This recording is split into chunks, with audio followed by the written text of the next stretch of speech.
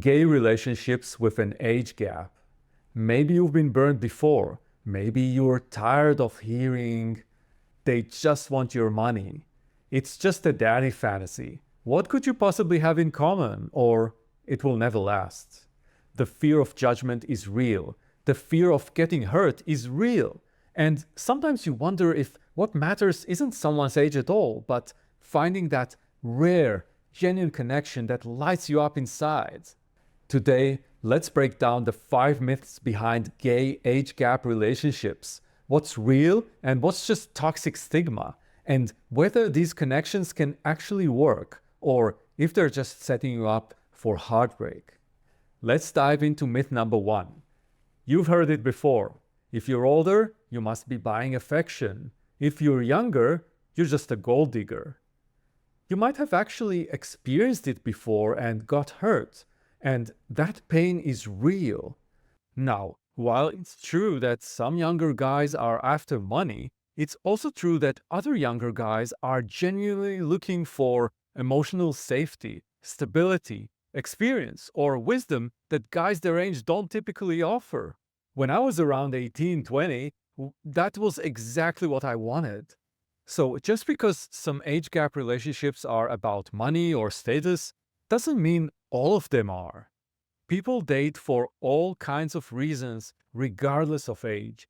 We know being the same age doesn't automatically make a relationship more authentic. The truth? Dating someone much older or younger is different, but different isn't bad.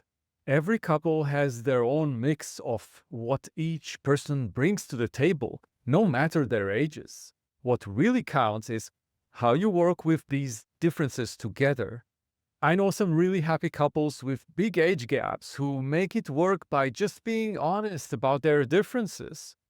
I see it in my own relationship where we have an age gap of 18 years, but we feel completely aligned on our life vision. We're constantly learning from each other.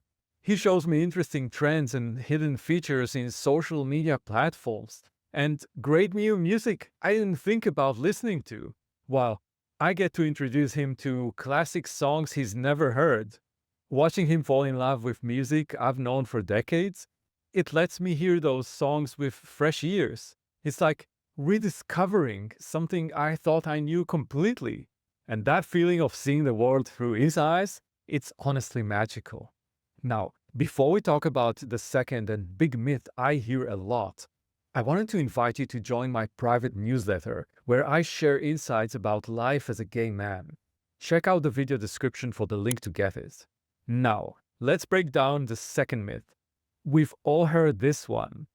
That claim coming from friends, family, or even our own inner voice that age gap relationships just don't work long term.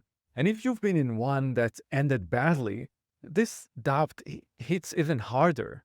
They'll also tell you that you won't understand each other's worlds and that you'll run out of things to talk about.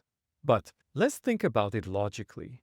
While it's true that age gap relationships can face challenges, when they end, it's rarely because of the age gap itself. They broke up for the same reasons any relationship ends: communication problems, values that don't match, or pressures from outside. The age difference just becomes an easy target to blame. Second, what makes relationships really last? It's not about matching birth years. I've dated quite a few guys my own age, and those relationships still ended. What actually keeps people together is respect, emotional maturity, and wanting the same future.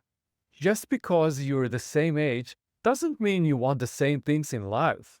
I know plenty of guys young guys who want a quiet, stable life. And I know older men who are starting exciting new chapters. Your age doesn't tell me what you value or what you're looking for. Now let's talk about the third and serious myth that age gap couples can't really connect because they have different life experiences and references. I hear things like, you won't have anything in common, or he won't get your jokes or references, or what could you possibly talk about? So, the idea is that without shared history or the same movies or musicals, it's impossible to form a real connection. I get it. It's weird when you mention a song that was huge for you and they've never heard of it. Or when they talk about experiences you never had. That gap feels real. But here's what people get wrong. True connection isn't about both of you knowing the same TV shows or growing up with the same technology. It's about being curious about each other's worlds. When everything is familiar, conversations stay surface level. What people often forget is that when you have to explain why a song matters to you, or you hear about growing up in a different era, you go deeper than remember when? Because you share the emotions behind the memories, not just the memories themselves. Having different life experiences doesn't block connection, it can actually help you understand each other better if you're open to it.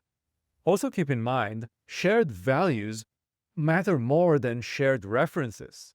Two people from the same generation can have wildly different values, while people who are decades apart can be aligned perfectly on the things that actually matter most.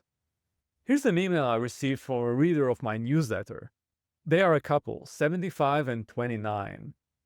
I provide stable, reliable, safe, loving home, and he provides youthful energy, vitality, and excitement to the relationship. This couple found what works for them. They appreciate what each other brings to the table. Every age gap relationship is different because it's about the actual people involved, not about fitting some pattern. Now let's talk about myth number 4. You're just his daddy fantasy, or you're just looking for a twink, right? People love to put age gap relationships into these neat little boxes as if the only way to connect across generations is by playing out some fantasy script. The daddy label is an interesting one. Some people love it and own it with pride. Some find it funny, while many others feel frustrated being labeled that way. You might feel it reduces you to an age-based fetish while ignoring the actual person you are and the genuine connection you want to build. Here's the thing. These labels exist because putting people in boxes is easier than seeing all the complex ways we actually connect. Sure, some guys specifically want those role-play dynamics. That's completely their choice. But most age gap relationships are not about filling roles at all. The best relationships grow from seeing and appreciating each other's real personality, humor, and heart, not from trying to fit some predefined fantasy roles that others expect from you. So, don't let other people's narrow ideas limit who you connect with or how. Which brings us to the myth number 5. Being attracted to someone much younger is something to be ashamed of or invites criticism. You might notice a voice in your head saying there's something wrong with being attracted to someone younger, or worrying what other people might think. Where would that come from? You probably weren't born feeling this way. That shame gets planted there by others people's opinions and judgments. And here's the truth. Attraction isn't shameful.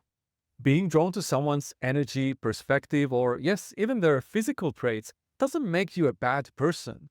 What you're attracted to is just part of who you are. The harder part is often dealing with outside judgment. Will some people have opinions about your relationship? Absolutely. But ask yourself, whose life are you living? Would you rather follow your heart and deal with occasional side-eye? Or give up a potentially amazing connection to avoid judgment from people who aren't in your relationship? Remember, those who judge you don't wake up beside you each morning. They don't share your private moments of connection. They don't feel what you feel when you're with someone who truly sees you. I love what a reader of my newsletter shared with me recently. If ever we meet anyone that has an issue with us, we're glad to dispel any false notions. Otherwise, we don't need or seek anyone's validation. We are quite happy and thriving, and that is all that matters to us. The shame doesn't come from within you. It gets put on you. And you can choose to hand that burden back. What matters isn't how your relationship looks to strangers, but how it feels to you. Love you all.